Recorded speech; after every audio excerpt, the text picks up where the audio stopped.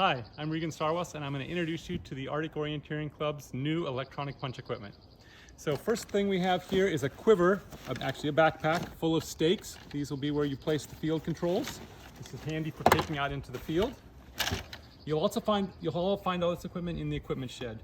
There's also two PVC stands that you can assemble for the finish and for the clear and start, and you'll place the electronic controls in the black clips.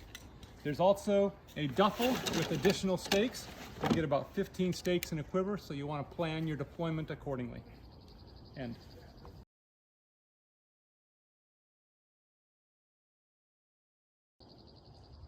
Okay, this is the electronic punch tub that you'll find in the shed next to the other controls. Inside the tub, there's a clipboard with some papers on it. One is the set of instructions. There'll also be a list of everybody that's pre-purchased a stick and that needs to be handed out. There's the rental form, so make sure you fill that out when they rent. There's also in here some instructions on how to ePunch for beginners and some signage that you could hang on the controls as necessary if you think that would be helpful. You'll also find the start-finish kit. I'll discuss that later. There are 3 bags that have controls, which are the blue field controls and the typical flags. They may not all be in one bag. You'll have to organize this before you go out into the field. There should be several of those bags. You'll also find in the tub manual punches for hanging controls, which we'll discuss in a little bit.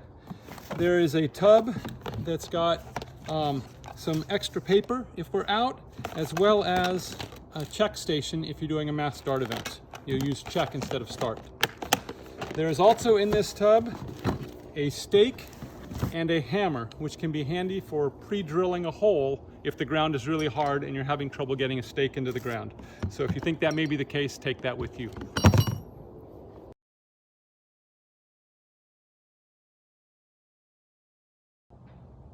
Okay, we're going to talk about the start-finish kit here. So this will be at the start-finish table. In here we have the event tablet. This will have your event on it and you'll be interfacing with that. There's a bag of finger sticks for rentals and probably a bag of finger sticks for sale.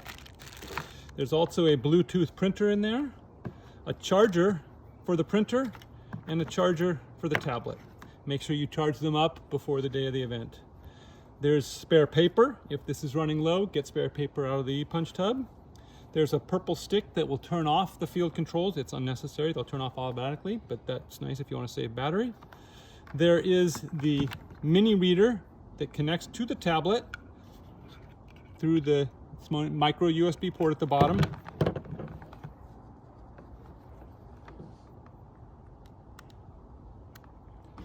And there are the start, clear, and finish controls that will snap into the black clips there.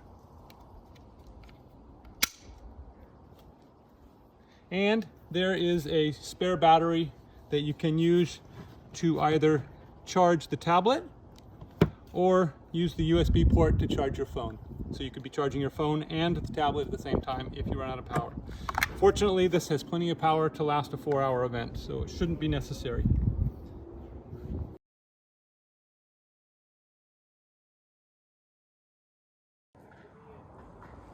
Okay, I'd like to talk now about going out into the field and setting the controls.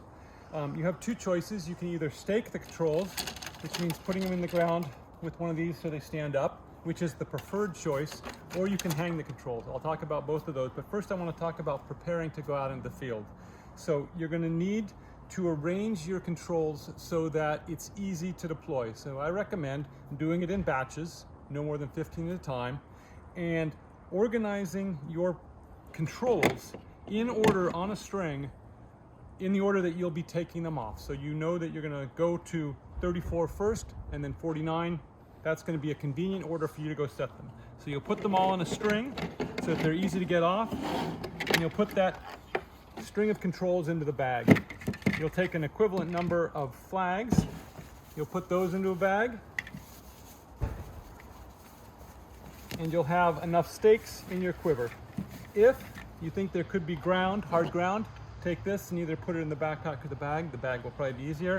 And if you do need to hang any, you'll need to take some manual punches, so you'll put that in the bag.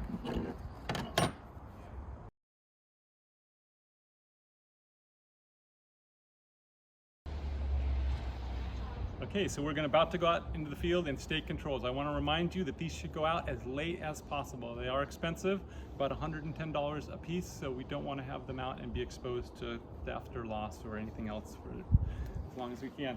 So I've got my bag of controls and flags, and I've got my stakes. So when you come to your control, for the all controls map, look at the clues on there, draw a stake out.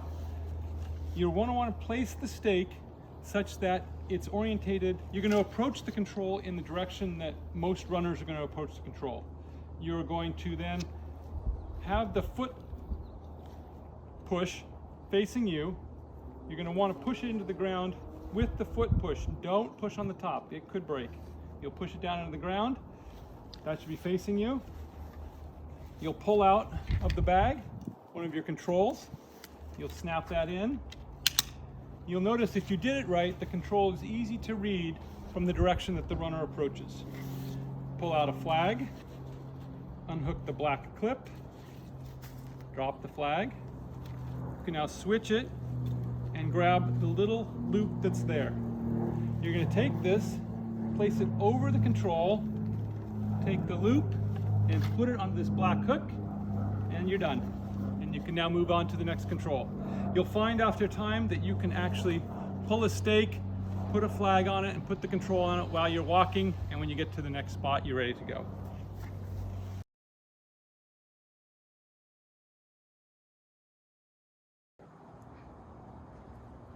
Okay, so now let's talk about hanging control. This would be something you do if you can't stake the control, so you're over concrete.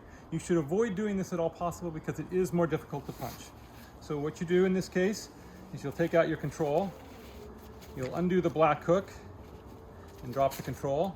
This time keep a hold of the black hook, pull out a manual punch from the bag, take the loop at the end of the manual punch and drop it over the hanging string, and then drop it down to the bottom. So now the manual punch is dangling from there. You'll pull out the next control in the sequence. About 2 inches from the bottom of the hanging string, you'll double it over.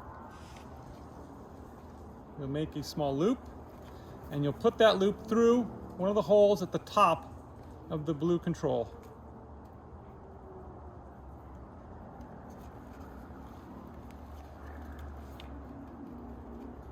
Drop the control down, grab the black hanging hook, slide it through the hole, pull it up, and now the control is hanging from there, and now you're ready to hang it from a tree branch or whatever else is convenient.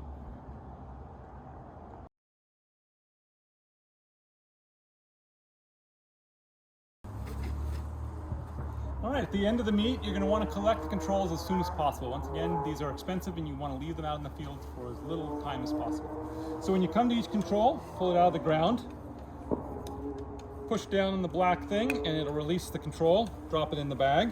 If you have the purple stick, you can dip it here and it'll turn off the control, but it will automatically turn off after 2 hours on its own. Drop it into the bag. Pull the flag off of the black hook,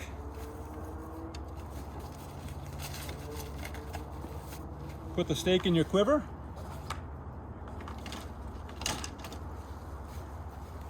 Then, to fold the flag, this is my preference, but I give the flag a twist one way and then back the other.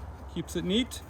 Then I pull the hanging stick, the hanging string, over the top, pull it over the event in progress sticker once, then loop around each side, then back to the middle, and it's right there ready to insert into the loop, and it's nice and tidy and it'll stay that way until the next event, and you can put it back in your bag and on to the next control.